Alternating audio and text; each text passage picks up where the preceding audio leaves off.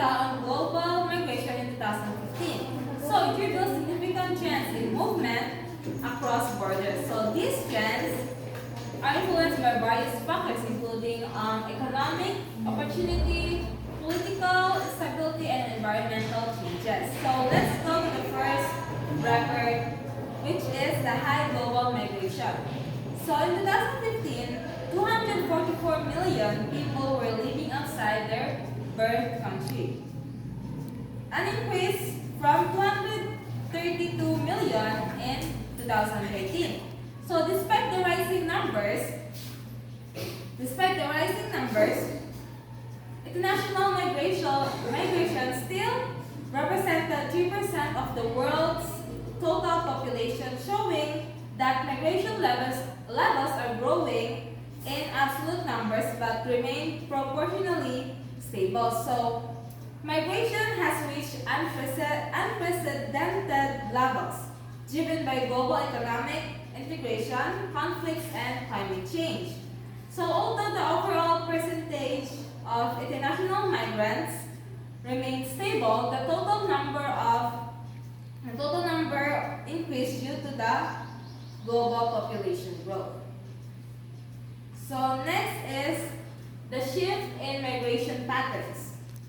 So South-South migration, or migration between developing countries to another developing countries, was 90.2 million, which was higher than South-North migration, or migration from developing countries to developed countries, so which stood at only 85.3 million.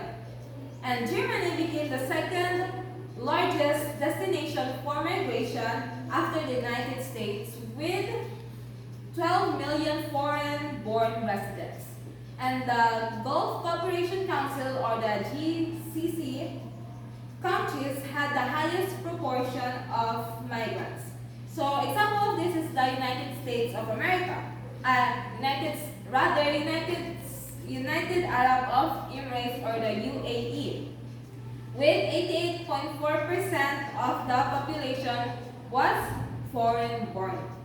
So the perception that most migration is directed toward the high-income countries is misleading. So our mindset is that more migrants in the developed countries like the United States, London, or Canada, but based on the data presented, it is always not true, because as it says, more migrants from south to south, or developing countries from the developing countries.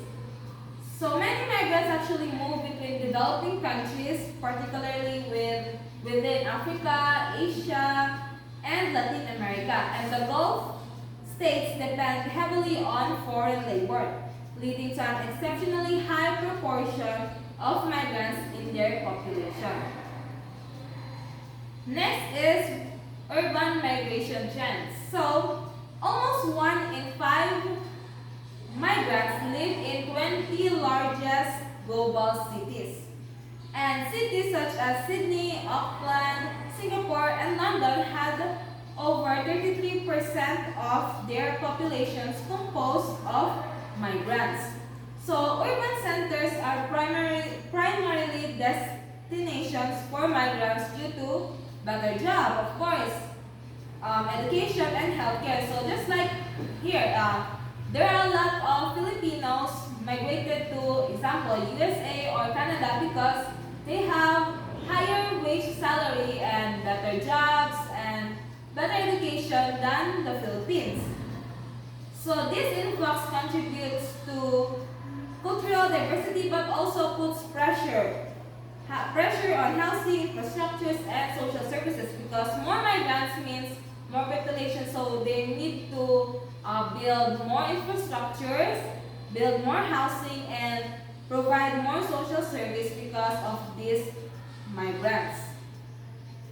Next, for the fourth is the forced displacement at historic heights. So by mid-2015, there were 15.1 million refugees, making a 45% increase over 3.5 years. So 8.6 million people were newly displaced in 2015 alone, largely due to the Syrian war. So the Europe received a 1.2 million asylum claims, with Germany taking the most, 442,000. So this means conflicts, especially in the Middle East and Africa, where almost every conflicts and wars have driven mass displacement. Syria was the primary source of refugees, causing a significant strain on European countries and neighboring nations like Turkey, Lebanon, and Jordan, because the refugees, they need some place or to go to for safety, so they need to move to other countries. That's why most migrants from Syria or Middle East goes to the European countries. Next is migrants, deaths, and irregular migration. So 2015 was the deadliest year for migrants, with over 5,400 deaths globally. And the primary irregular migration route shifted from Italy to Greece, with 853,000 arrivals in 2015. So many migrants take dangerous routes to escape conflict or economic hardship, often relying on smugglers. So because of for example, the war in the Middle East or the Syrian war, they need to move to a different country. So of course, not all people there are privileged to transport or purchase transport that is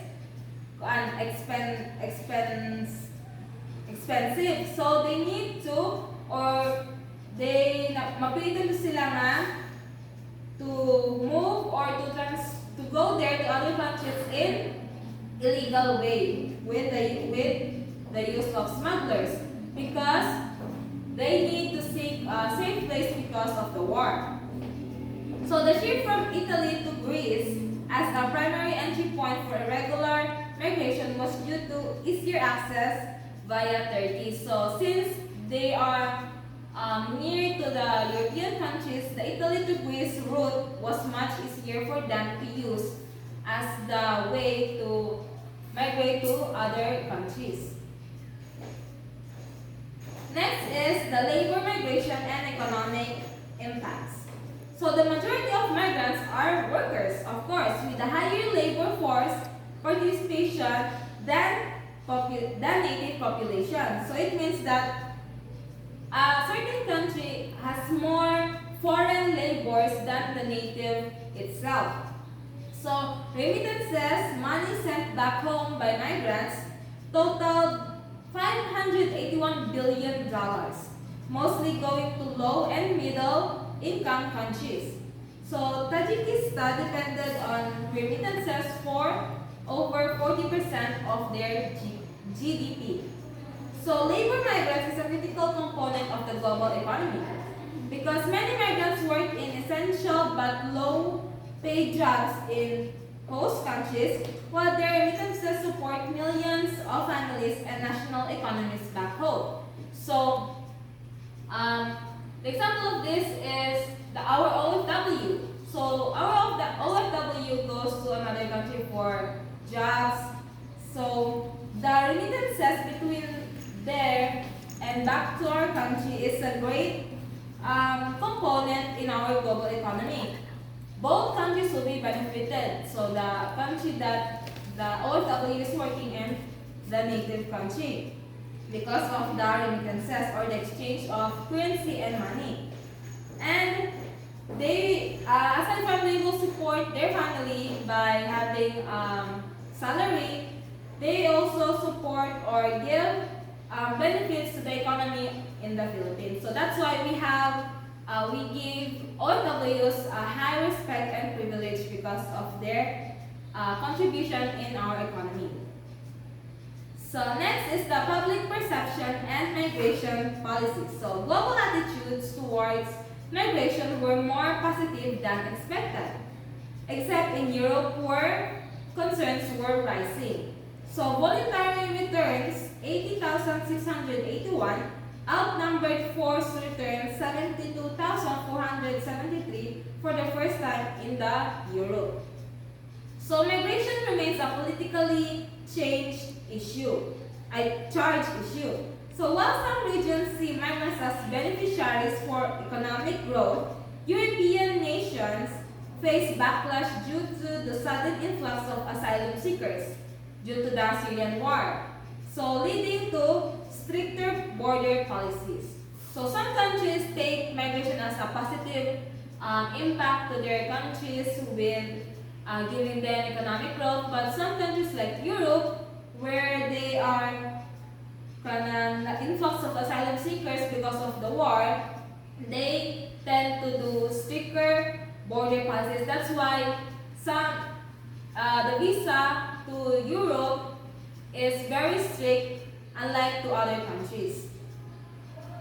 Now let's proceed to the factors influencing migration and population movements. So migration is influenced by a combination of social-cultural, or rather social-political, economic, and environmental factors. So the first factor is the social-political factors. So ethnic and religious conflicts, political oppression, and wars are major drivers of migration. So countries with unstable governments or violent conflicts see higher refugee numbers, just like what happened in the Middle East, the Syrian war. So because of the war, they need to seek refugees to other countries, making them migrate to other countries. The Syrian conflict caused mass displacement, with millions fleeing to Europe and neighboring countries because they need to seek safety place to live in. Next is the economic factors. So wage disparities lead to the movement of skilled and unskilled labor from poorer to richer nations. Temporary work visas enable circular migration where workers move back and forth between their home country and the host countries.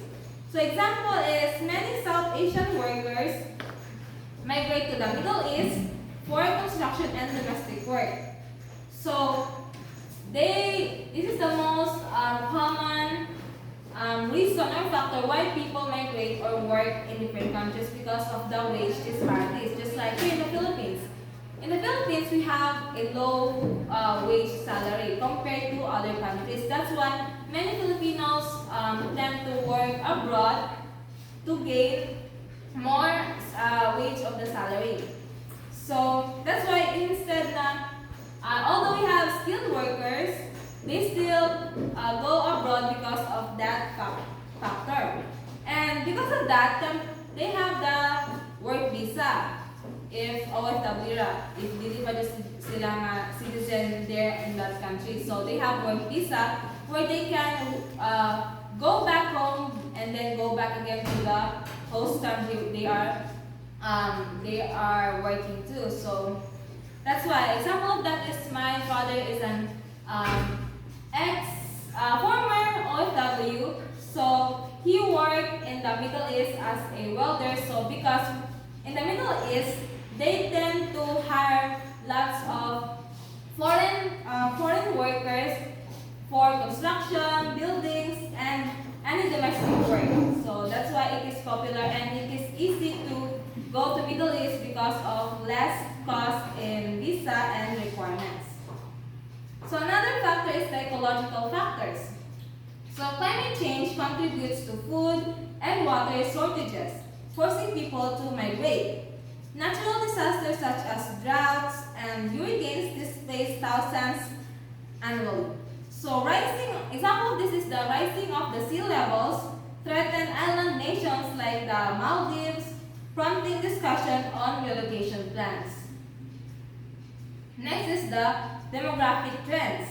So the poorer countries example is the Africa and Latin America grow due to the high birth rates. So they grow their economic growth because of their high birth rate also. But they are still in the poor nations, called poor nations because they are still developing countries. And the wealthier countries like Europe, the US rely on both natural growth and migration to sustain populations. So, di ba, ang mga countries like Europe, they have this balanced birth rate. So, they rely on their economic growth rely on the natural growth and the migration to sustain their population. So, example of this is Japan. Faces a population decline due to their low birth rate and limited migration because it is also hard or a few people only migrate to Japan, leading to labor shortages. So that's why lots of jobs are hiring in Japan because of that reason. So in summary, the global migration reached record levels in 2015 driven by conflict, economic opportunities, and climate change. And Germany and the Europe saw a historic surge in asylum claims, particularly from Syrians. And the labor migration and remittances are vital for both sending and receiving countries. And migrant deaths hit the record numbers, highlighting the dangers of forced migration because of the illegal transport and illegal migration from Syria to the European countries. And public opinion on migration is mixed with rising concerns in Europe because some countries have positive impact in migration while like European countries they have negative impact. So migration is a complex global phenomenon shaped by diverse factors, including economic disparity, war, and climate change. While migrants contribute significantly to labor markets and economies, their movement also raises challenges related to policy, integration, and public perception. So understanding these trends that we've talked about helps governments and international organizations develop policies that balance the humanitarian needs with economic and social stability.